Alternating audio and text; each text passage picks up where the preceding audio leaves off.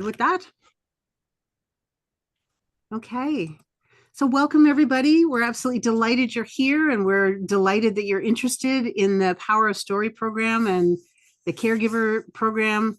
We originally framed this as a caregiver panel, I think when we were writing the copy for it, but of course it's much bigger than that. It's the Power of Story panel with a focus on the current workshops programs we're providing, which is for caregivers and also for survivors of sexual violence. So just to put that in context, welcome. And I want to introduce the four panelists that are going to be offering this presentation. So, and I'm going to introduce them in the order you'll be hearing from them, except me, because you're already hearing from me, and I'll do myself last. So Susan Wingert, maybe Susan, you could give a little wave, is a sociologist, an editor, a researcher, a writer, and a mom. She received her doctorate in sociology from Western University and a bachelor's and master's degrees in family studies from the University of Manitoba. She works now with the Allen Class Program in Health and Humanities at the University of Manitoba. And as an AWA facilitator, she's worked with health professionals, medical students and residents, cancer patients, caregivers, parents, and middle schoolers. And she lives in Winnipeg. So thank you for being here, Susan. Mary Simmerling, give a little wave, is a poet, a scholar, and an activist with a PhD in philosophy and an MA in psychology. An AWA affiliate and board member. Actually, all of us are board members, I should just say that. As an AWA affiliate and board member, Mary leads writing workshops for survivors of sexual violence and their caregivers, helping to reshape and reclaim narratives through creative expression. Her poem, What I Was Wearing, inspired international art exhibits challenging victim-blaming myths, empowering survivors to reclaim their stories. Deeply inspired by Pat Schneider's AWA method, Mary recently founded Right Where We Belong Press to amplify marginalized voices and share stories that might otherwise remain untold. So Carla Hansen, little wave, there we go, has been an AWA facilitator since 2007. She is a board member and a trainer. She's been involved with right around the world with the annual retreat and several of our recent initiatives. Basically, if there's work to be done, it feels like Carla is always there with her shoulder to the wheel. She also works with the National and California Writing Project as a teacher consultant. Most of her work with these organizations recently is to support teachers in developing their own writing identities.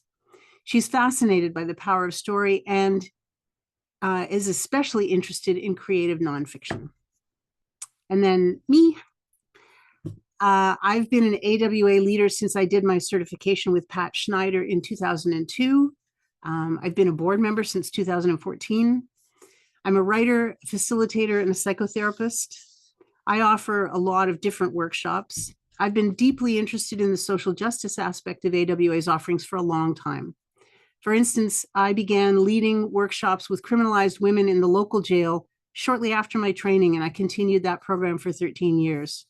I've also led specialized workshops in centers that support sexual assault survivors, in programs for youth on probation, and in palliative care centers. So that's who we are and where we're, our different backgrounds, where we're coming to you from this morning. So I'm just going to do a bit of an introduction to the, sort of to give you some context about Power of Story. So for all of you who've taken the training, this is going to be old news, but you may have taken your training a long time ago. So I'm going to ask you to please be patient and bear with me. This is to put this work in context.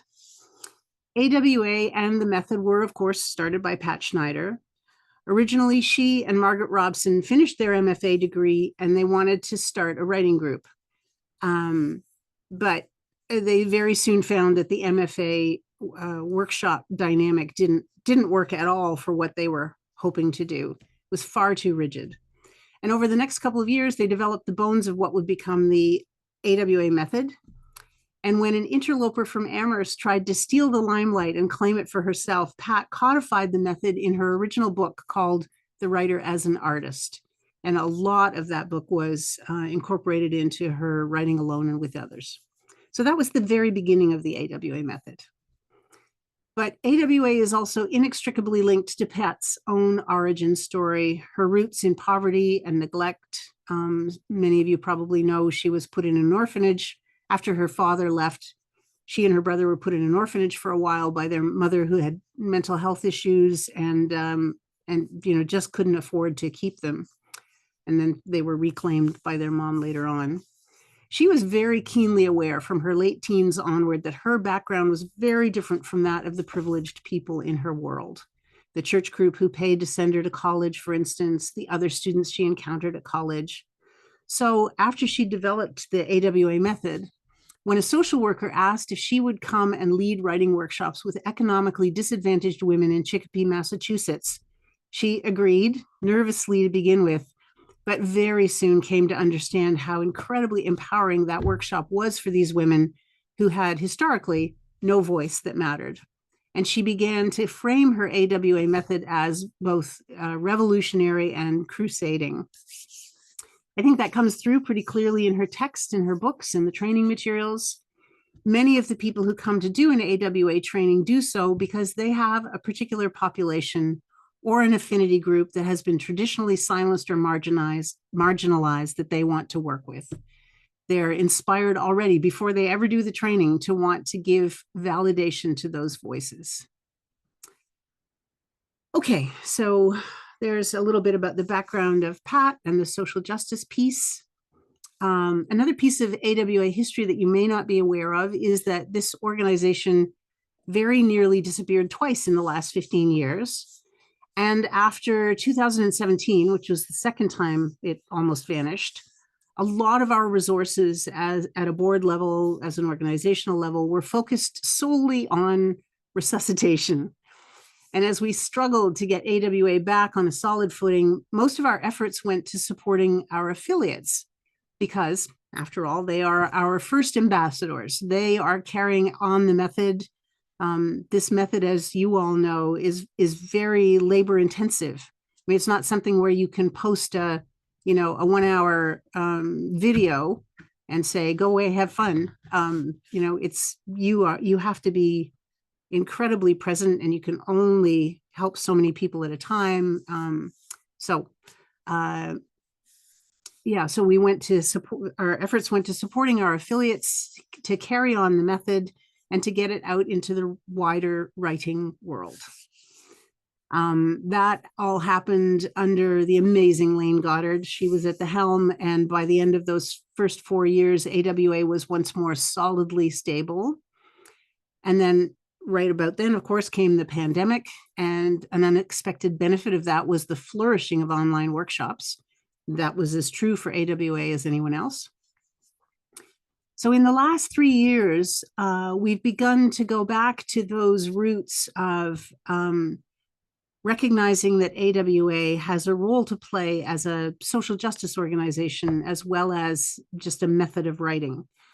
And we began to focus not just on affiliates and those already trained in the method, but to introduce new writers to this revolutionary way of holding workshops. That started with the monthly online writes, which was the vision of our board member, Guy Howard Klopp. So that got up and running, and we learned a lot at that point about how to hold space for more than just the 8 or 10 workshop participants we could do in a single workshop with a single facilitator.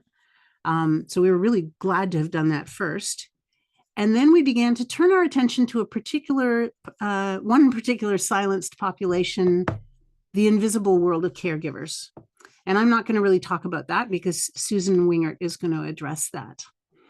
In fact, she's going to take you through the history of that program, but indeed the history of the whole kind of power of story umbrella, which actually grew out of that. So over the next little while, Susan's going to deal with the caregiver program and the power of story background as a whole. And then Mary is going to introduce you to her particular passion and program, which is also part of the Power of Story program. And then Carl is going to talk about kind of where we are now, how you can get involved, what our vision is, and kind of where we could go from here. And then just to kind of flag how the rhythm of this is going to go. We realized as we signed on to this that being in a webinar is not actually going to facilitate us and having a deep discussion with you afterwards, or being able to answer your questions. So at the end of our presentation, Danny has set up a regular, just plain Zoom room, and she is going to post that in the chat. And then we're going to take a very quick bio break at the end of the panel presentation. We're going to ask you to log out after you copy out the Zoom link, and then log back in the Zoom room when we'll all be on the screen together, and it can be much more interactive and dynamic. So that's kind of how this is going to go. I hope everybody's feeling sort of solid and grounded, and I'm going to turn this over to Susan's very capable hands. Thanks, Sue. So for my part, I'm going to talk a little bit about what the first year and a half of the Caregiver Project has looked like, some of the things that helped us along the way, lessons we learned, and then I'll briefly introduce the Power of Story umbrella, which Carla will talk about much more fulsomely at the end. So our first year and a half, Sue found this great quote, and it's by former U.S. First Lady Rosalind Carter. And she said, there's only four kinds of people in the world: those who have been caregivers, those who are currently caregivers, those who will be caregivers, and those who will need caregivers. And within the community of AWA facilitators, we found that there were many people who had a connection to caregiving, as well as members of our writing community. And very often they were shouldering this enormous responsibility without a lot of time for self-care or a support system of people who really understood what they were going through. And so we saw that we could bridge that gap with the power of the AWA method. So how did we get started? We formed our stellar team of people who all had a connection to caregiving. Either they were or had been a personal caregiver, or they worked in healthcare. And we started meeting early in 2023. In that, we decided that our vision for the project was to include both personal caregivers and professional caregivers. And as Sue said, we really saw this fitting very soundly within the AWA's mission to free marginalized and silenced voices. So in those early days, we were really drawing on our lived experience as caregivers, but we also drew on things like published research to make sure that we had a really sound understanding of the kinds of experiences that would be in the room as we started facilitating workshops. So we talked about how we would reach our caregivers, and we were so lucky to have the AWA infrastructure to draw upon. The AWA calendar gets lots of traffic, so it's a wonderful place to get the word out. Word of mouth was also really critical, just having conversations with people and encouraging them to let the people that they knew who were caregivers know that we were offering these. We also reached out to organizations that worked with both personal caregivers and healthcare workers, and so that they could send that information out in their newsletters and other correspondence that they had. And another thing that we decided really early on that I think has been really important is we recognize that lots of caregivers are experiencing financial strain. And so we really wanted to make it so that finances weren't a barrier for anyone participating in the program. So we set up, a simple process where they could apply for a bursary. They would email Gail Cunningham, who's one of our team members, and that they could get their fees covered, and that was absorbed by AWA. So to get started, we decided to start with 6 trial balloons. So those were standalone workshops, so people could come out and try one and see what it was all about. We launched that in 2023. And that was really important as well because it gave us a chance to get feedback on the workshops. So we could see how they were landing with caregivers, what they were looking for, and whether we were meeting that need. So I looked back through our records. And so what I came up with, and someone can correct me if this isn't right, but that we had 45 writers join us for at least one of the trial balloons. And I believe some of those were repeats, that people liked the first one and came for others. And so then that took us to May. And of course, May is right around the world. So we used that opportunity to offer some more standalones. And it's such a fabulous way to reach writers who are new to the AWA method, as well as experienced writers who may not have known that there was a workshop just for caregivers. So as we came out of May, we were really building that momentum. And then there was a steep drop off in the summer months. And while we expected that, that's the normal calendar cycle, that's what we experience all the time, we were really surprised how steep it was. So we went from having to have multiple breakout room facilitators because the groups were so large to having to cancel some sessions, which is always disappointing when that happens. But we hoped to recover in the fall and have strong numbers again. And that's what happened when we launched our first 4-week series, which was in November 2023. So for that, we had 23 caregivers join us. And we had to have 3 facilitators for each session to make sure that the group size was manageable. So we found that the 4-week series, added another key element because it allowed us to build that trust within the group, and it allowed writers to go deeper than they might go in a single session. So the two together worked really well to give people an opportunity to try the caregiver project and then also to write in a group over time and get that trust and that safety to take some risks. And then that brought us to December, and it's always a busy month. So we went back to doing some standalone workshops. And I think that was really important. I know Carla and I did one that was on December 28th, and we were both sick. So that when Rosemary was talking about facilitating not at your best, I was thinking about that moment. But it was really great to have a session between Christmas and New Year's for people that was a really hard stretch. So then coming into 2024, we all got busy because we have jobs and life and we're caregivers and other stuff comes up. So we had a gap. We didn't launch another series until March. And then that was followed by another in April. But we found that during that gap, we lost a lot of momentum. And we lost people, and it was harder to pick up participants again after the break. So I think that was around the time that we decided we were going to offer workshops every single month of the year, in this pattern that we had established, where we would have 4-week series through the winter, standalones and right around the world, and through the summer, back to 4-week series in the fall. And this fall, we've been able to set it up so that when one 4-week series ends, a new one begins. And having a team has been really critical in that we can always find several people who have the space in their schedule to lead those.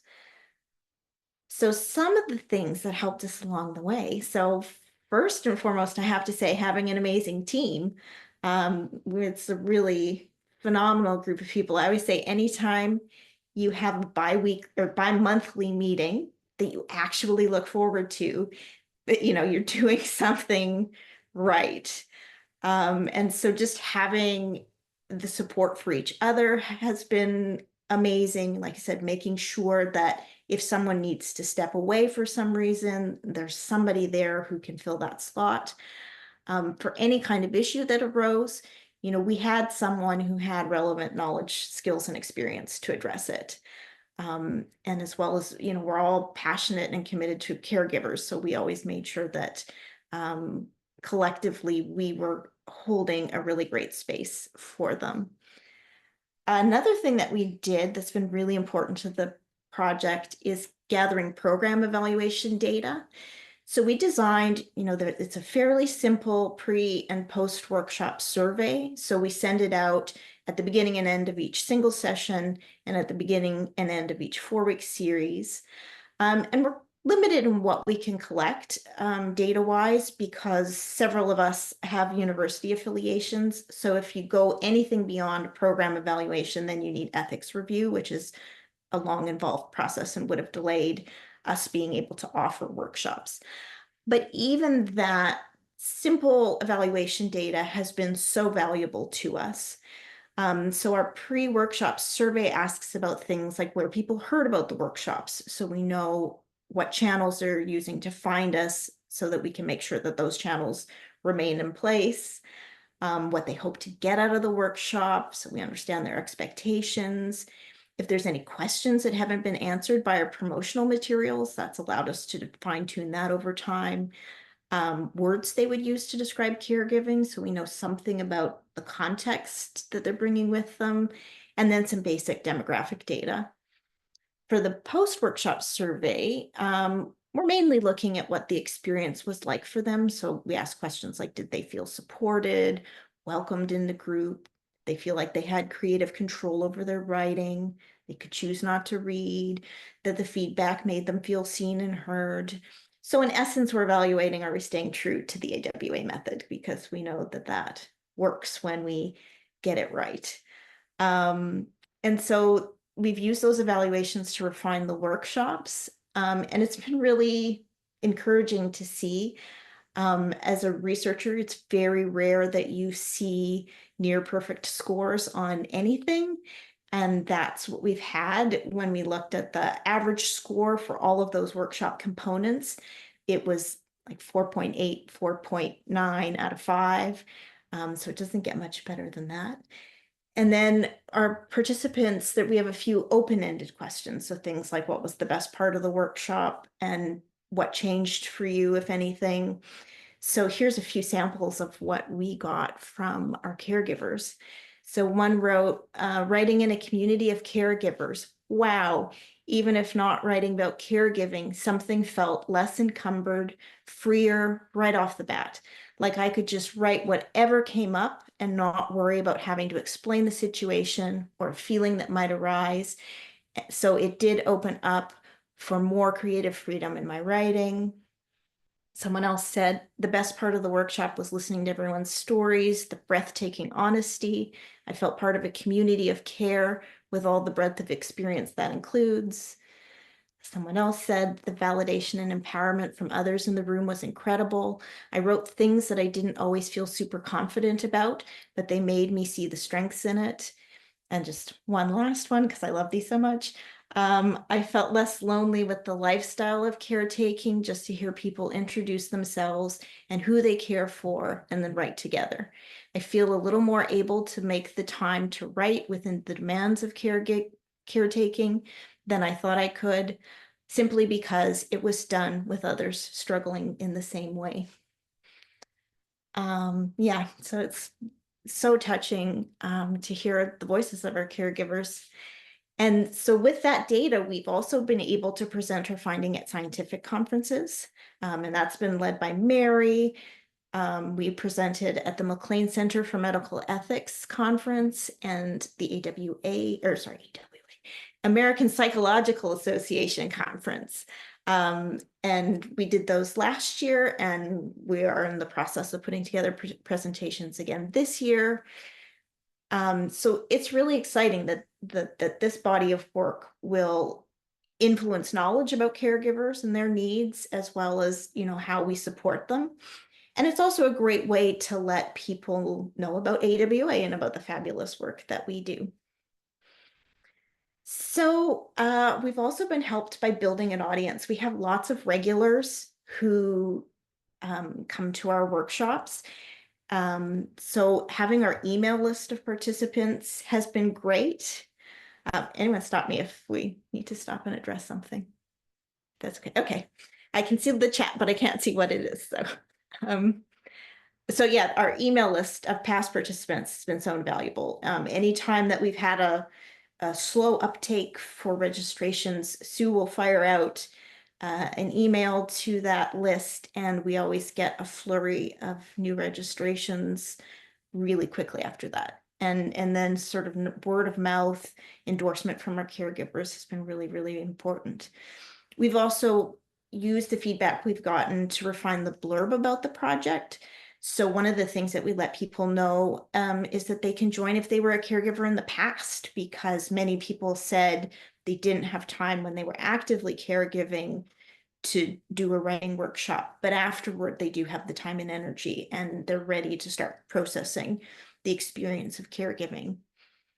And then we also let people know that all forms of caregiving are welcome. So for example, we've had participants who are caring for someone with complex medical needs at a distance, and they didn't initially think that they were a caregiver in the way that we were intending them to be. And we could say, yes, that counts. Come and join us. And then the last thing is we got to work with the incredible team at Peregrine to create the caregiver issue, which will be coming out this fall. So they put out a call that was open to anyone writing about caregiving. It generated about 300 submissions from 100 individual writers. So the final issue will contain 106 pieces from 73 writers, and a large percentage of those came from caregiver workshops. So it's really, really exciting that our caregivers get to have their piece out in the world, and they get to connect with an even broader audience. So in any workshop, you figure things out along the way, sometimes the hard way. So one of the things that we grappled with from the very beginning was how explicitly the prompt should refer to caregiving as part of the AWA method. Giving writers freedom in the content of their writing is really critical. So we had used a lot of prompts that had a connection to caregiving, but maybe, didn't use that word or weren't as concretely about caregiving. And it seemed to work well. Like I said, our evaluations were really positive until we got an email from a participant who said they felt they were the only person in their group who was writing about caregiving, and that they were disappointed that the prompts weren't more explicitly focused on that issue. So we discussed it at our next meeting. And we saw that this was an important message about how we facilitate the group. And so it was a relatively simple fix. We did two important things after that. So one was in our workshop introduction. We would say that it's our experiences as caregivers that bring us together, and that writing about caregiving is always welcome, but so is writing about anything else that a person feels moved to write about in the moment. So that seemed to really help let people know both that caregiving was welcome as well as anything else. I would say overwhelmingly people write about caregiving, but we've had other things. We had one writer who was writing sort of apocalyptic stories, and it was sort of fun to have that very different voice in the room. So now we also try to include at least one prompt that connects to caregiving in an overt way, and then others that connect to aspects of the experience, but could also allow people to go in many, many other directions. We found that it's important to include some that allow participants to connect with themselves as a person, because that often gets sacrificed in the demands of caregiving, exploring positive emotions. So I'm going to screen share. I just put together a little sampling of some of the stuff that we might use in a workshop.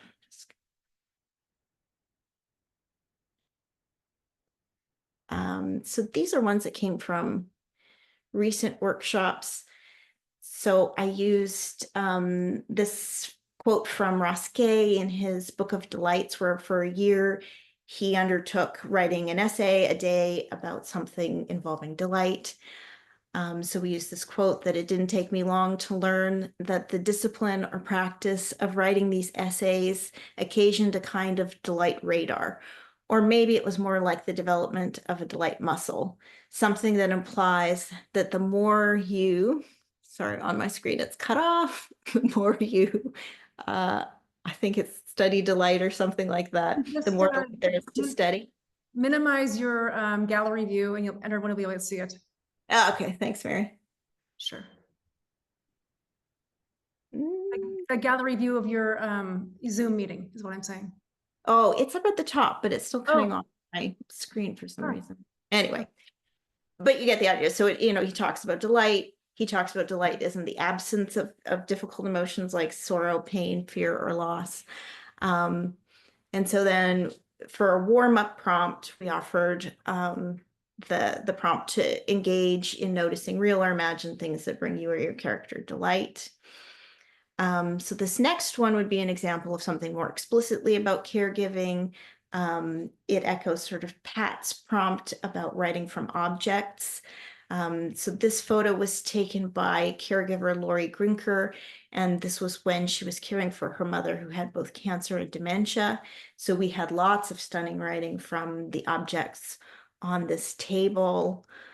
And then one that isn't necessarily about caregiving, but allows people to write about caregiving or something else. I used this image because I loved it. It's called The Tortilla Maker by Rivera Diego.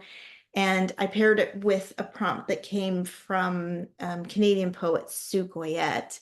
So it's a prompt in two parts. So the first part that you would offer is to write about engaging in an activity alongside someone, much as the two figures are in the painting.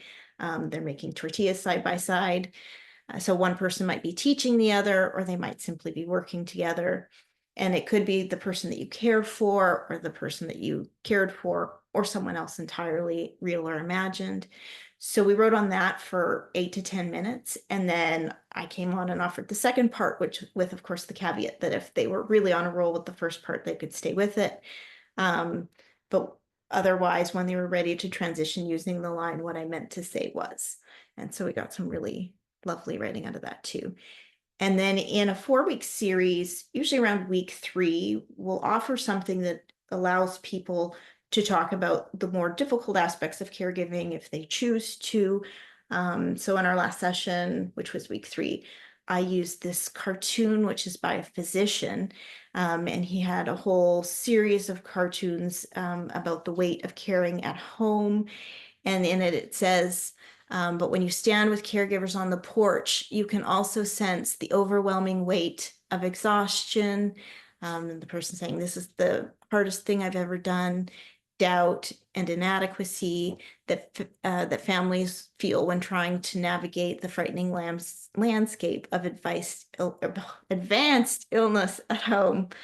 And so we offered the prompt that if they could stand onto the porch and say anything about caregiving, what would you or your character say? So that's a little sampling of some of the stuff that we have used in the workshops.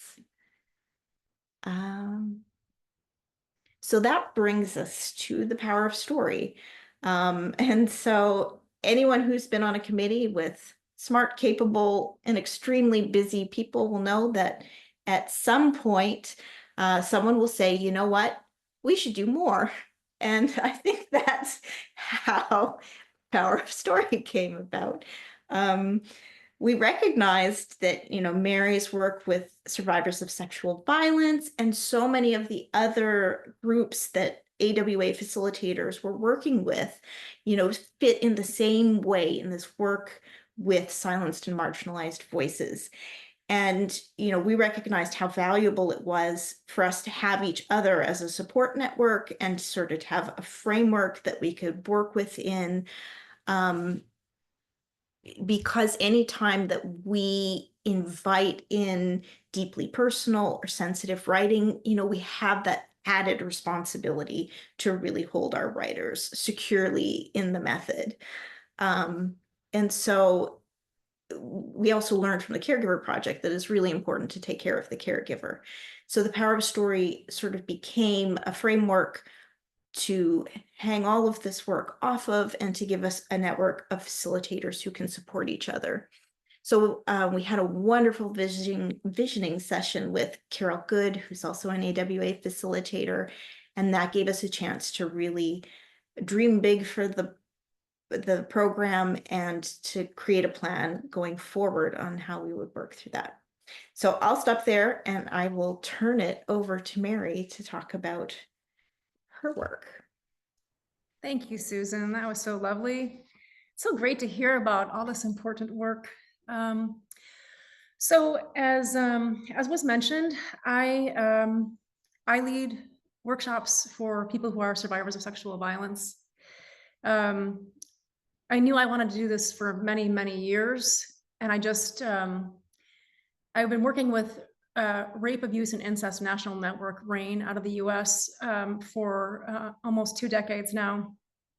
And I reached out to my friend Scott Berkowitz, who's the president of RAINN, and said, you know, I'd really like to, I think we should do some writing workshops. And he said, oh, that sounds really interesting. He said, well, who do you think should do them? And I'm thinking to myself, well, I should do them, of course. And then I was like, actually, I'm not ready to do these yet. I need to learn how to do this. And so I went through the AWA facilitator training and became certified in 2022, very early in 2022. And I also, during the pandemic, went back to school and got a master's degree in psychology so I could actually have a really strong foundation in a trauma-informed approach to survivors of violence, which was incredibly helpful to me. The program I studied in is from Adler University, and Alfred Adler is a very famous psychiatrist and someone who cared deeply about social justice issues. And really his whole entire philosophy and psychology is grounded in social justice. So being a really new AWA facilitator and starting out with Right Around the World, I heard about Power of Story, and I didn't realize that there was a whole thing, a whole committee starting to do it. And so I held a renegade session of Power of Story for survivors' voices in May of 2022. RAINN was kind enough to allow me to send a note, or they sent a note on my behalf to their list of 5,000 survivors who are members of their speakers bureau. And I invited them to reach out to me if they were interested in joining survivors writing workshop group where no prior writing experience is required. So I ended up getting a number of responses. And I should say that the reason I reached out to that particular organization and that particular group is because I wanted to invite people who had already gotten far enough out from the event or events that they were able to want to share their story and to share their story in a way that felt like it would be okay for me to start the group in that way. So I had a small group of all women, adult women writers, and we started writing together in May as part of Right Around the World. And then I kept getting emails from them saying, oh, when are we meeting again? And I said, okay, well, we can keep going. So we ended up meeting to write together every 2 weeks for 18 months. And the writing that came out of that group was so incredible and so powerful. I mentioned to Sue one day, gee, it'd be so great to get this published. And she said, well, this is AWA Press is the perfect publisher for this work because of the nature of the work. And so that 18 months of work culminated in an anthology, a first of its kind anthology of survivors' voices that was published in 2024. I can share my screen and show you, well, I'm going to show you this, but I'm going to flip it then to get to the other one, because this is what I want to show you. This was published in January of this year, and it is a collection of survivor stories. Much credit to everyone on this panel and Jan Hag for helping to make this come into reality. So this was published in 2025, and surprisingly for me, after that, our work was on the cover of USA Today. in January. And the survivors were included in the piece, a brilliant piece, all about the survivor stories and the survivors talking about the impact that the AWA method had on their lives. I can send that out as a PDF with the materials after the fact. So, so that was really incredible, and people kept saying, "I want more. I want more. We need to do this more." So I said, "Well, I can't do this alone." So just this year, 2 of the women who are part of my core group, Ginger T. Rex and Kina Hillebrand, were both trained, and they are now certified AWA facilitators who are going to be co-leading these Survivors Voices groups with me. The anthology was so important to so many survivors that we decided to do it again. And so earlier this year, we put out a call for submissions. We opened it up beyond the people who had written with me in the group to anyone who identified as a survivor of any type of sexual violence. And we received hundreds of submissions to that anthology, which is called We've Got Some Things to Say. And it is to changing narratives around sexual violence. My dear friend, Barbara Sedek, did this gorgeous watercolor of fireweed, which is the flowers that grow after the forest has burned. And so this is going to be coming out in January of next year. And in that anthology, we now have 45 different writers, about 89 pieces, and it's going to be really great. It's going to be really great. We're going to have a book launch in January. And people wrote to me and said, it wasn't until I saw you share your story, it wasn't until I read the anthology, the first anthology, that I believed I could do what you did. I believed I could write my story. I believed that I could stand in the space that you created for me, which was really moving for me. So I am doing some, because I am also an academic and a researcher, I'm doing some presentations on this work. I presented at the the North American Society for Adlerian Scholarship earlier this year about this work, which was very well received. I am one of the keynote speakers at End Violence Against Women International's conference in April of 2025 next year, which is all about pathways, new pathways for justice. And so my session, will not be a surprise title for some of you, is Writing as Revolution, to reshape the narratives. So I am deeply invested in this work. I think it is the very most important thing I can be doing. We expanded out to include caregivers or survivors, which was absolutely amazing. And we're going to continue those groups. I think another important thing to mention here is that through this work and through working with other survivors, it has become really clear to me that we need a new language. As Susan was mentioning earlier, people were saying for the caregivers, well, I'm not sure if I count as a caregiver. Well, I have people coming to me and saying, I'm not sure if I count as a survivor. I say, okay, well, let's talk about this.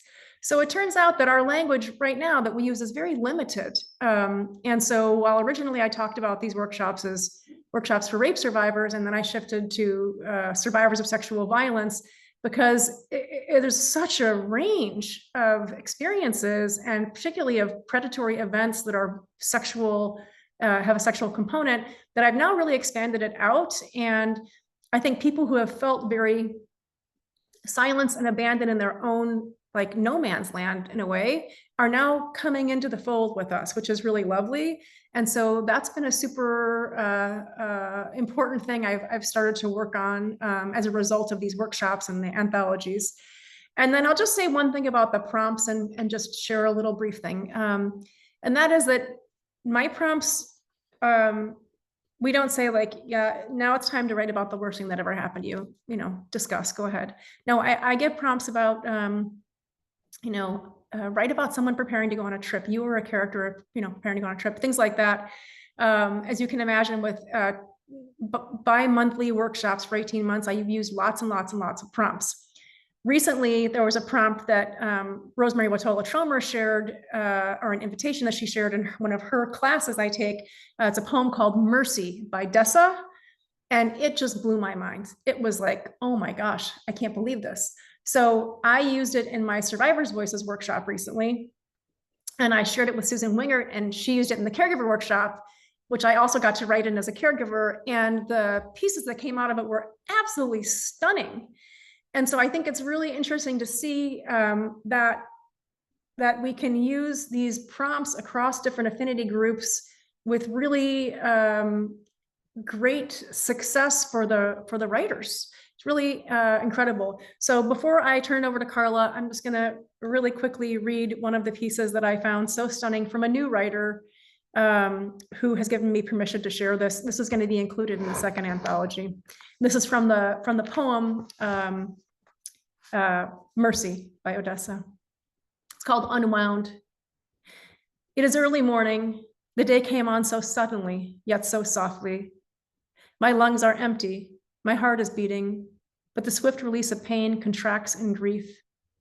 I am surviving, but muted. I am unconsciously swaying, and it almost seems serene. As I fold my hands in front of me, I turn my face towards what is now darkness and suddenly feel a collapse. I am unwhole and somehow reassembled as if to seem whole, but I know the truth. I am not at all the way it seems. I am now looking at myself through the keyhole, noticing the remnants sewn together, yet spooled out like a cassette tape that I cannot even begin to rewind. That's by Melissa Lombardo. So it is a great honor to work with this committee, with this group, with these survivors and the caregivers. And to me, this is really sacred work, and it's such an honor to be able to do it. So thank you. Thank you so much, Mary. And Susan, you just handed it off to Mary, so I didn't get a chance to say thank you to you. That was a fabulous summary of the sort of path we've taken so far. And now I'm going to turn it over to Carla to talk about finding our way forward. So I hope you're convinced and very interested perhaps to join us. And so we've got a little bit of a slideshow here talking about how it is we think what happens next. But I want to emphasize, I hope it's clear how purposeful and methodical we've been. At first, you know, as Susan said, the monthly rights gave rise to this, and we felt our way through. But it seems like we've really we've landed on ways to approach things that are tried and true. And so we're hoping we can get more people to be part of what it is that we're doing. And so how can you get involved? And so the first step, of course, is to join the committee or the programs. And I see that someone just asked for a link from Mary about getting involved with her writing group. So I think that's wonderful. So one way that you can do is, of course, is join us and be a breakout leader. And that gives you a really good feel of how things work, which I think is kind of the best way to dip your toe into it and see how people put together their prompts and we work through things. So I think that's the first step. Let's see, next one. So currently we have the caregiver, as we've talked about, and the sexual violence survivors that Mary's heading up. But, and both of these have huge populations and organizations that support them. And the numbers of these people are just overwhelming. The silent army of caregivers that are out there, that delineated by Ms. Carter, you know, is amazing. And that's kind of like the truth. You're in one of those groups. But also we're considering chronic illness. We've got a number of people in our cadre who have traumatic brain injuries and migraines and a number of those kinds of illnesses. And of course, teens with anxiety are totally on the increase in our country, at least in the States. I'm not sure about Canada. And so these are groups that we're considering working with, populations that we think might benefit from our writing. There are two ways to go about this. You could go about it on your own. Oh, I just want to say, anybody else from the panel that I jump over and miss something, please interject and correct course or add or straighten me out. A facilitator could do this on their own and without the aegis of the Power of Story and AWA. But you could also be part of the Power of Story program, which is, of course, what we're hoping to get people to engage in. So if you're on your own, there's some considerations about, do you have access to the affinity group, or do you have channels or connections to find your groups? As this is like developing any workshop, right? Funding, how will you be compensated? Can you do it without compensation? I hope that Susan's talk really emphasized the importance to have a partner or a group. We need to be flexible, and but this is really hard work to do on your own. So is there another partner? So that's important if you're doing it on your own. Of course, if you do it with us, then your partners are built in. So as this slide says, there's not really much difference to offering this, except your audience is a subset of writers everywhere. And it's having a shared experience. However, nothing else has changed in the approach to the writing method. And again, we really suggest having a co-leader. Just this past week, we handed the baton back and forth between Sue and me, because this was happening for me, and then it didn't happen, and she took over, and it was really wonderful to have the flexibility to have someone to support you, and because life happens, right? But also, it's really important for these particular groups. Some of them are just hanging on by their fingertips. And if a workshop gets canceled for our general group, it's not such a big deal. But for caregivers or survivors, they might just be thinking, I'm writing on Wednesday. And if that gets canceled, that, would be really hard for them. So how to go about this? If you'd like to join, if you'd like to offer the workshop under the aegis of the Power of Story program here. So, if you're doing it on your own, it's like any sort of workshop. But if you're doing it under the Power of Story, we really want to make sure the workshops are in line with everything that AWA promotes. So first, contact one of us to discuss your interest. Then you could then we'd want you to invite a member of our committee and to lead, invite a Power Story committee to a writing group you lead as a guest, just to witness how you're holding this space. And that seems kind of intimidating, but it's really not. I mean, it's working with other facilitators is just a joy. Those two prompts that Susan shared, those were her prompts. I'm her breakout leader for this session. And it's so interesting when she started one session with the Ross Gay prompt about delight, the kind of writing that developed just from that one little kind of angling of prompt was so different from the subsequent writing in the third week when she offered the cartoon about caregiving on the porch. It was so amazing. And I got to witness how that happens and how prompts elicit certain things. So just having a partner is just invaluable. So you can join, we've got this calendar, as Susan also said, gets tremendous amount of traffic, and you can advertise through the AWA channels, other affiliates, looking for partners to create, and you can invite in a Power Story person to be a mentor for your group. It's always good to have, I think having talk partners is so invaluable. I used to have a dog that we took long walks every night, and she was my talk partner. And oh, man, I got so many things solved as her little white tip tail just did this thing, right? But it'd be better to have someone who actually knows what the heck's going on, and so that they can respond. Each workshop leader in your group, if you have a group of support, they will need to go through the screening process to make sure their AW method is accurate and correct, that they hold the space. Because this is really important to us that you all will be representing the AWA method. I thought it was really interesting yesterday when our keynote, Rosemary, brought us through this process, and it was so interesting to me how she focused on sorrow. And holy mackerel, the things that she offered us were so powerful. But I noted that in none of the writing did she suggest that we try to ameliorate, fix, or heal. Never did that come up. And that's a really critical thing too. And this has been a discussion talking point for a couple of years now about how we make sure that the vessel is the vessel. And we all know that the power of story offers tremendous amelioration, fixing, and healing, but that's not part of what we do.